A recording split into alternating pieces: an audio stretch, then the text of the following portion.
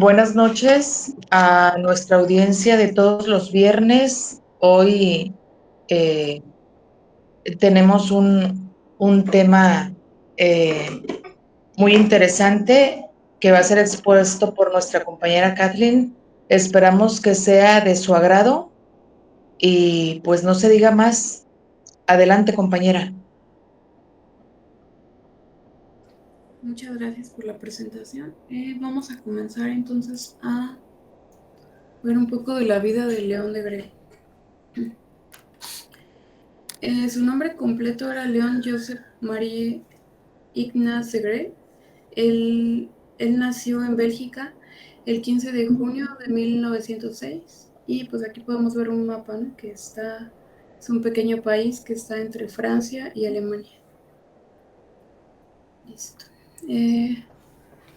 Su niñez y juventud. Él nació en una familia numerosa, una familia católica, cerca, pues como ya vimos, de la frontera francesa. En aquel entonces era una pequeña ciudad de apenas 3,000 pobladores, pero aún así no era un pueblo cualquiera, era una ciudad muy próspera.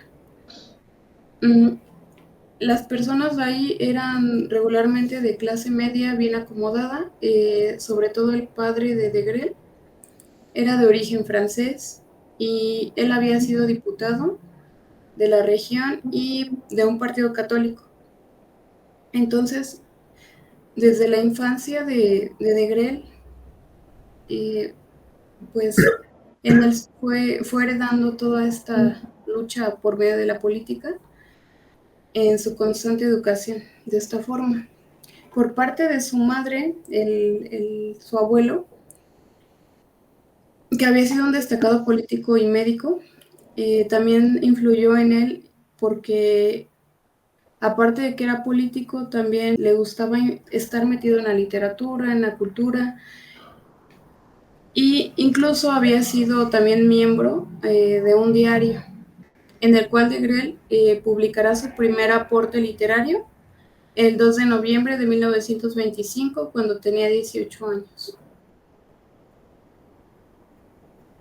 En cuanto a su educación, él estudió con jesuitas. De hecho, en su familia había jesuitas y él estudió con los jesuitas en la Universidad Católica de Lovaina, siendo influenciado por los mejores intelectuales católicos de la época, como el pensador francés Charles Maurras.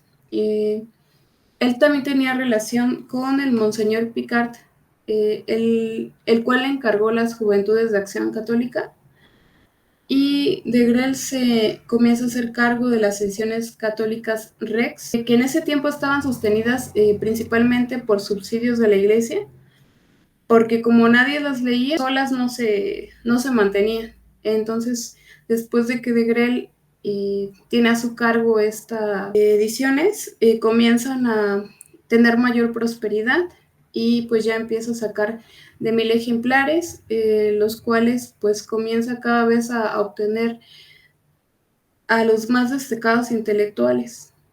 Su labor en editorial. En los años 30 se afilió a la Acción Católica y comenzó a trabajar para la editorial católica Christus Rex. En este tiempo viajó a México como corresponsal para cubrir la Guerra Cristera, que lo veíamos en el programa anterior, un poco sobre la Guerra Cristera. No se habló completamente de esto, pero sí de una parte. Él fue como corresponsal y pues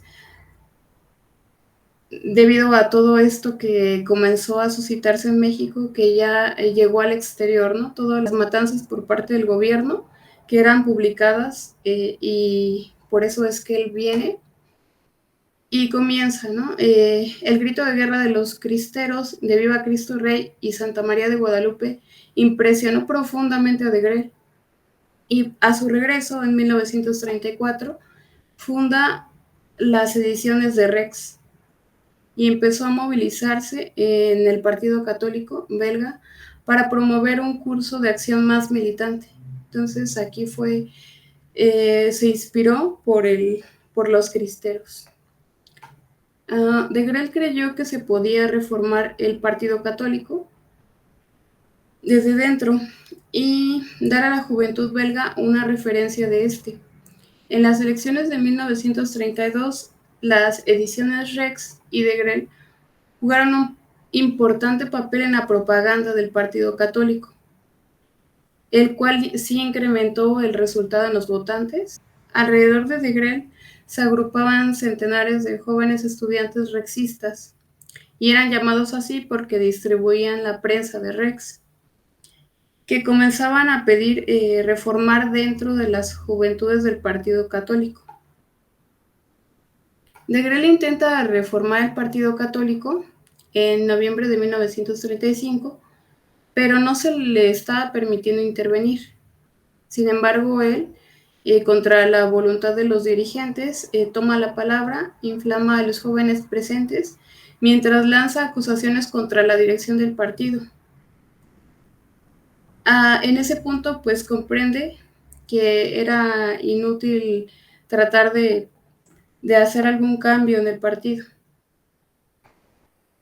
Y 3 semanas más tarde, como el primado de Bélgica, decreta que los sacerdotes ya no pueden participar en actividades de Rex.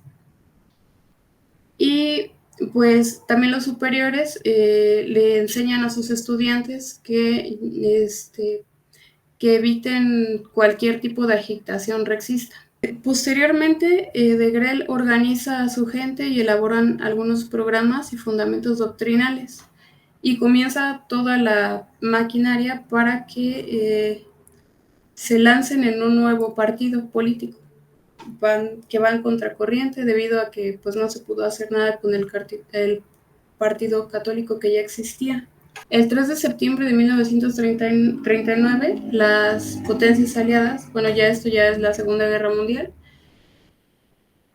Al principio de Grelle se pronuncia con neutralidad ante este conflicto, y esto es debido a que dice lo siguiente, o bueno, tiene el siguiente pensamiento de que todos somos participantes de Atenas y Roma, nobleza y fuerza que ha regalado nuestro destino desde siempre.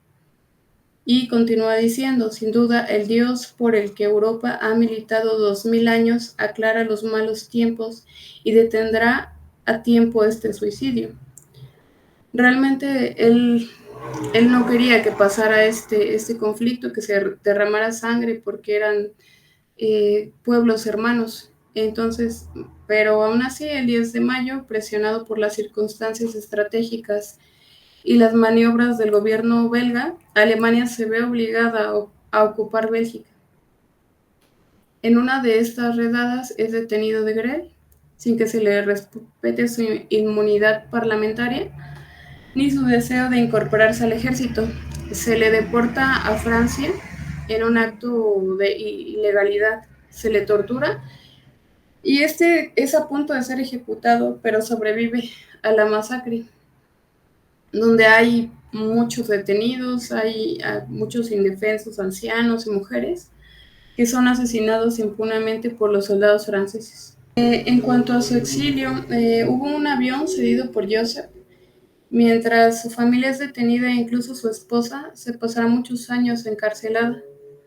Sus padres también son encarcelados, y por el hecho de tener esa condición morirán en prisión.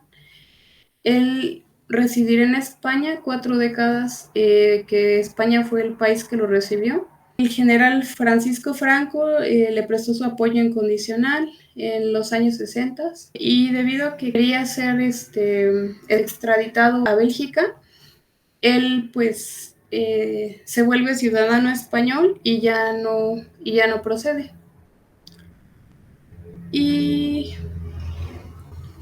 pues los últimos años de su vida él se dedicó a escribir libros, y algunos de los ejemplares son los que vemos aquí en pantalla.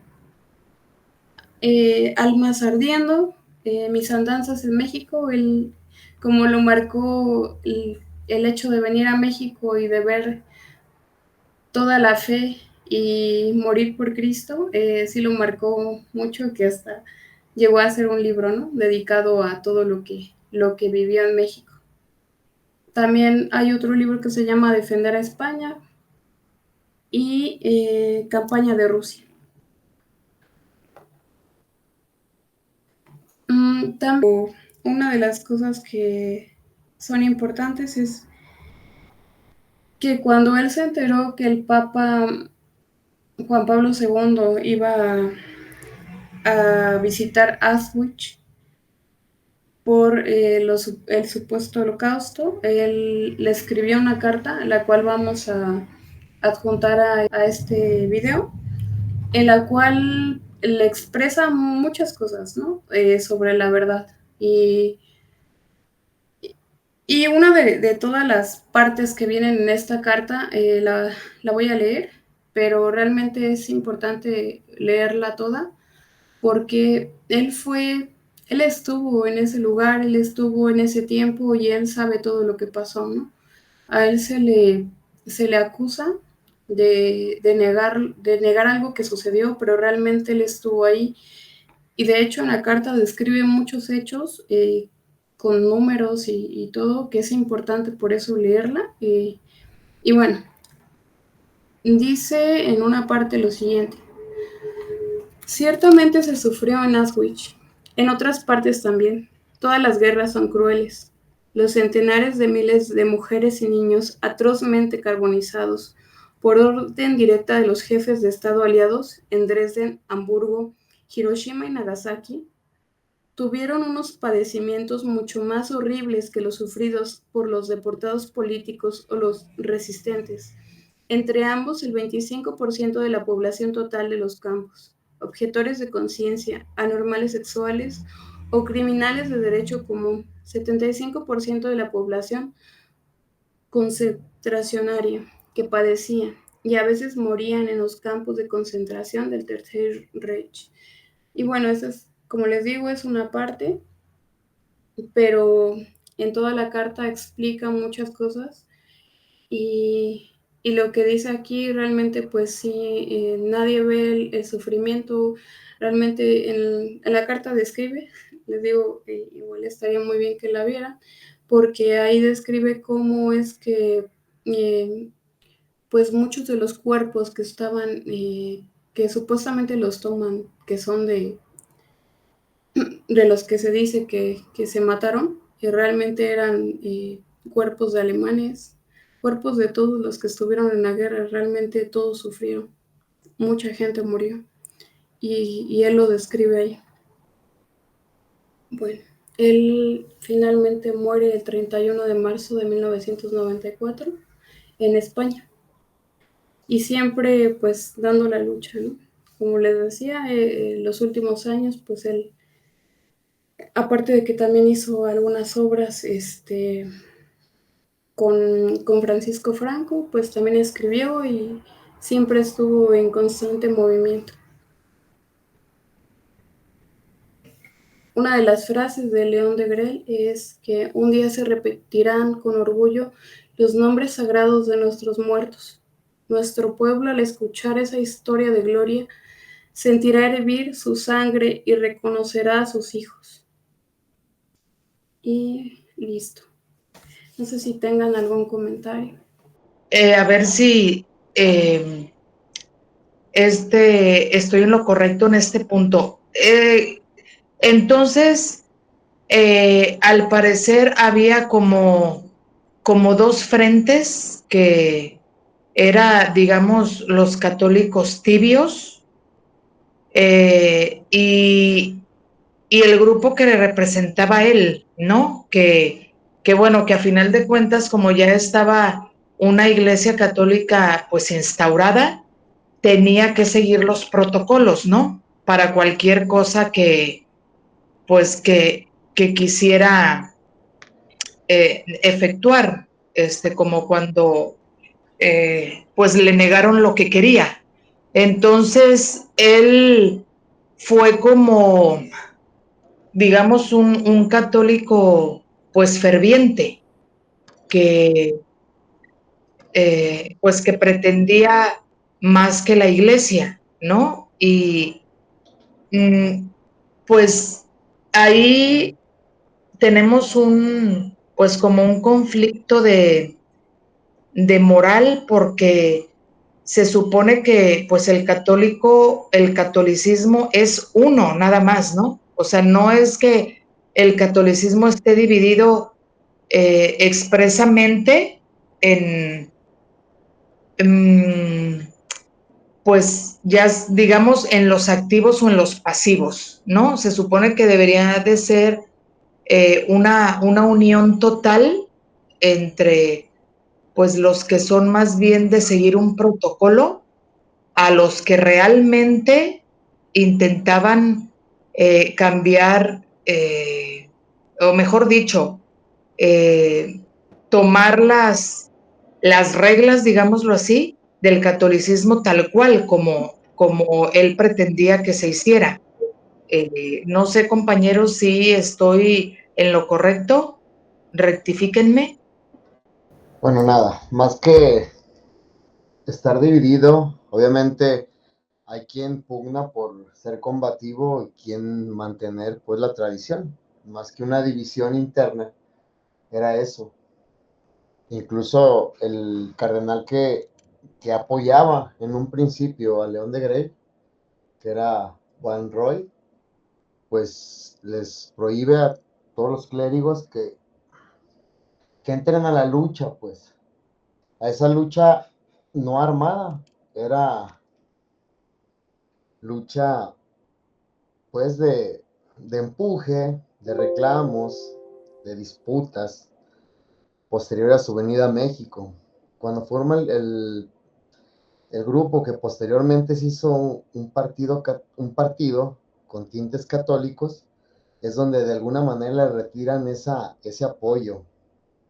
Por eso de conjugar o conjuntar la política pues con la religión, que en algunos casos, por extraño que parezca, los conservadores son los que apoyan el movimiento combativo, como en este caso.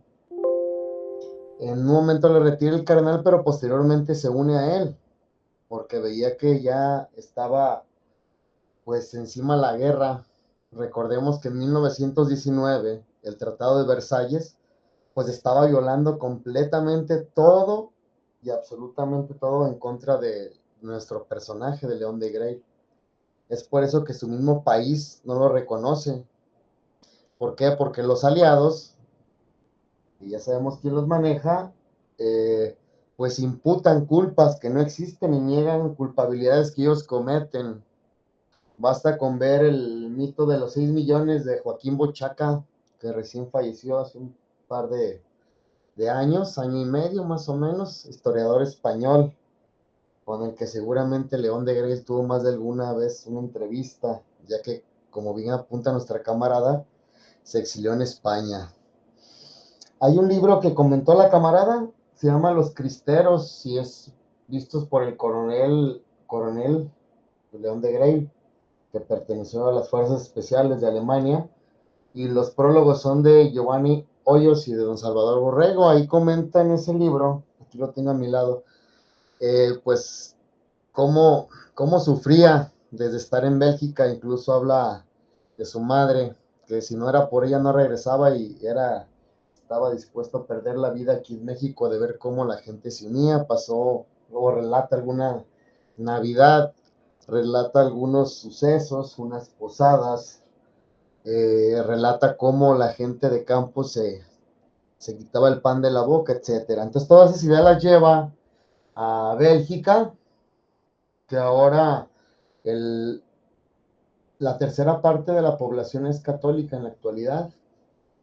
Posteriormente, pues vino también el Tratado de la Haya en Holanda, ya en el 54, ya que había pasado la guerra y que él estaba exiliado, en donde pues obviamente se le entrega a los vencedores el, el motín por el cual se pugnaba. Curiosamente, la Haya pues es en Holanda, que ahora ya juntaron los tres Países Bajos, que es Bélgica, Luxemburgo y Holanda, que no sé por qué lo colonizaron y lo hicieron uno, y ahora es esta mala palabra separarlos.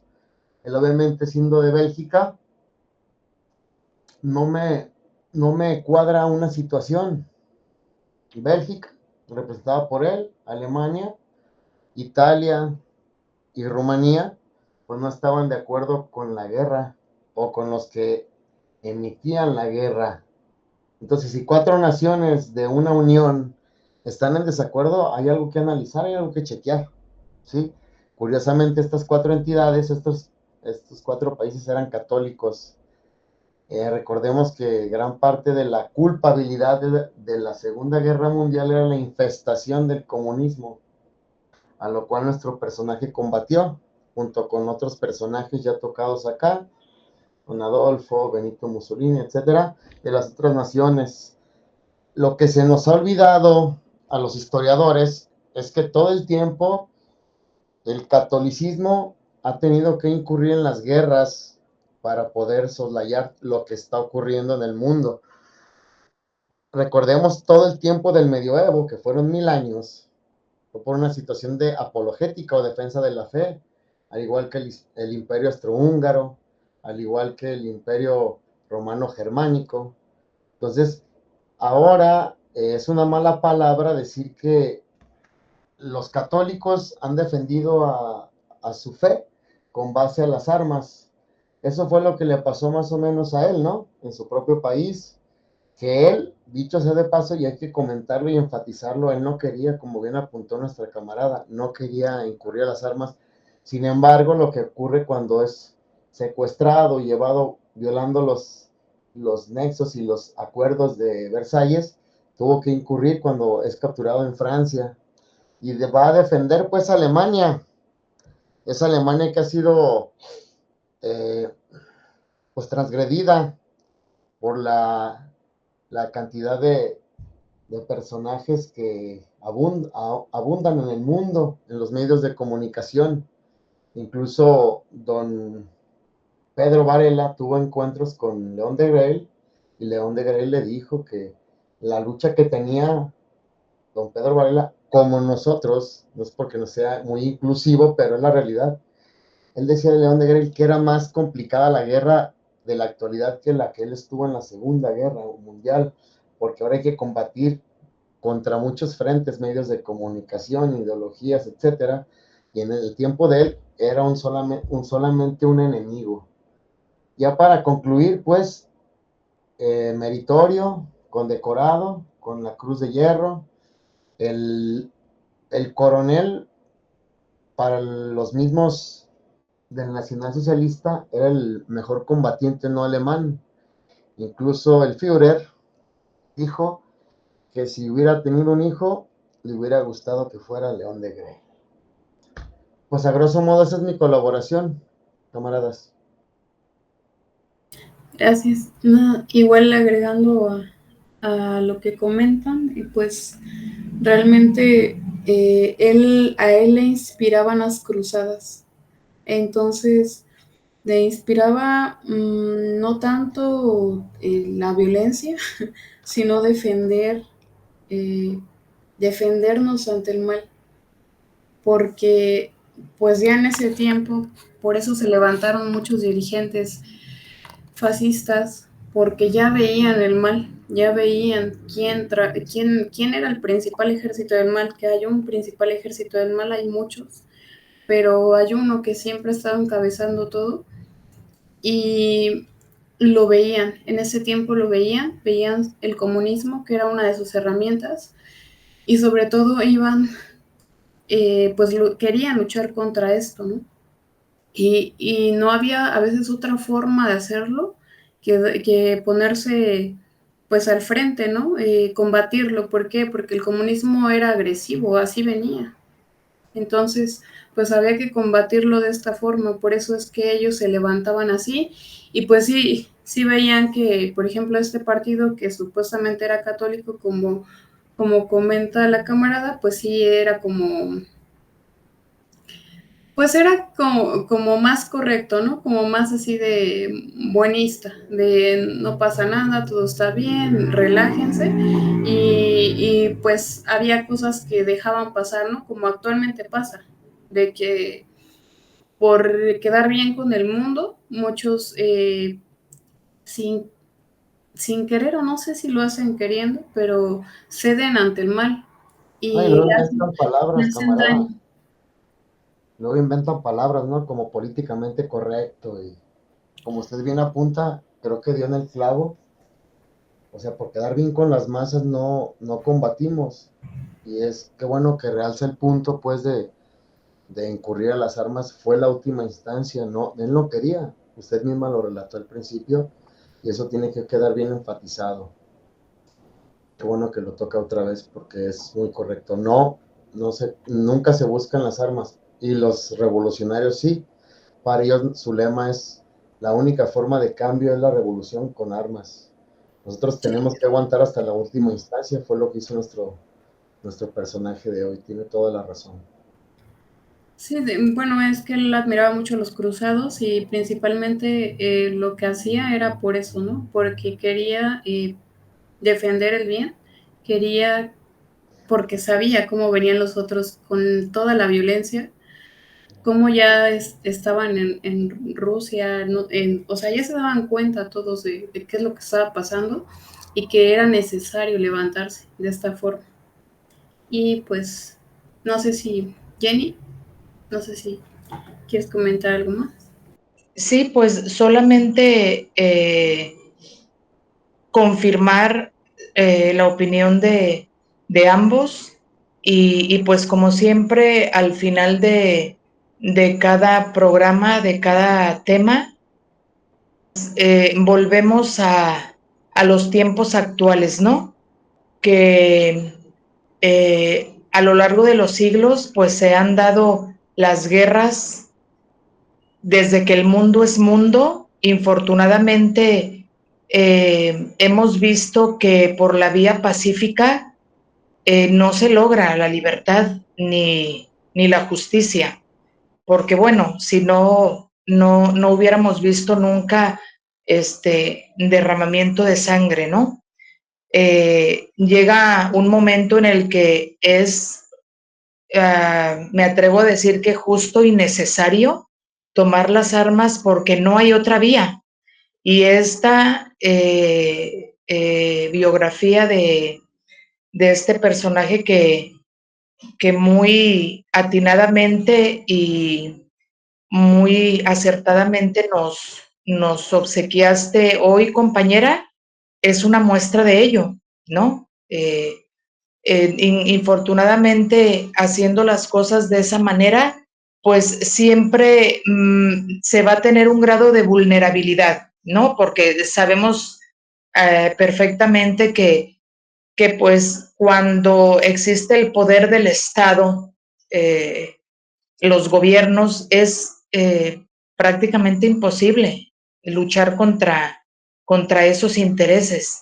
Entonces, generalmente las revoluciones que ha habido en el mundo, que son de hombres, pues que no son ejércitos numerosos y que ni siquiera son, digamos, instruidos para eso, ¿no? O sea, son hombres simples, ciudadanos que simplemente luchan por, pues, por sus ideales, ¿no? En este caso, estamos hablando de la religión del catolicismo y más que eso, pues de lo que representa, ¿no? Que es, pues, Jesucristo y todo lo que envuelve a la religión.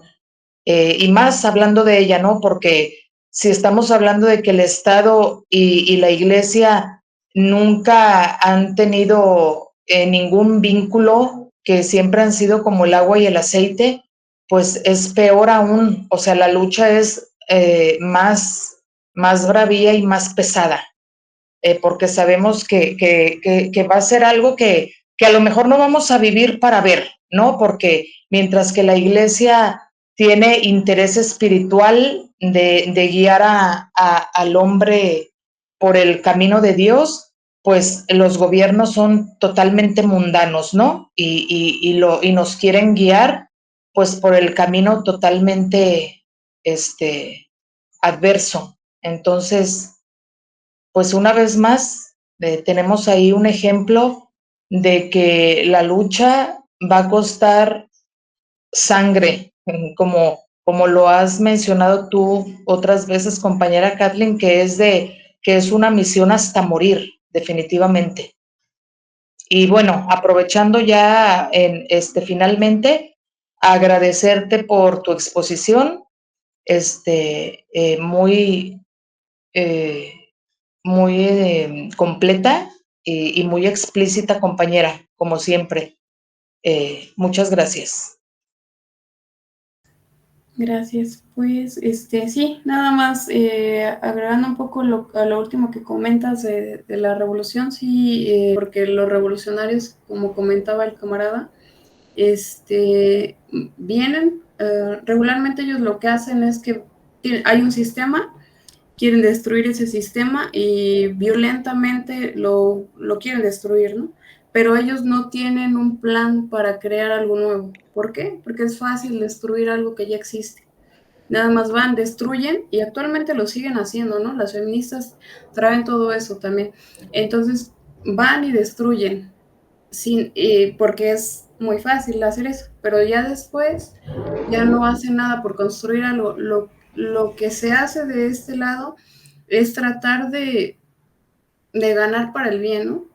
Pero si ya no hay otra alternativa, se hace esto, pero con un objetivo de hacer algo diferente. Por eso es que, como él aparte ya traía influencia política de su abuelo, de su padre, pues él quería crear algo y ya estaba haciendo como todos los planes para poder hacer algo. Después de que combatiera con ellos, ya tenía planes para que se pudiera administrar de otra forma todo y mejor.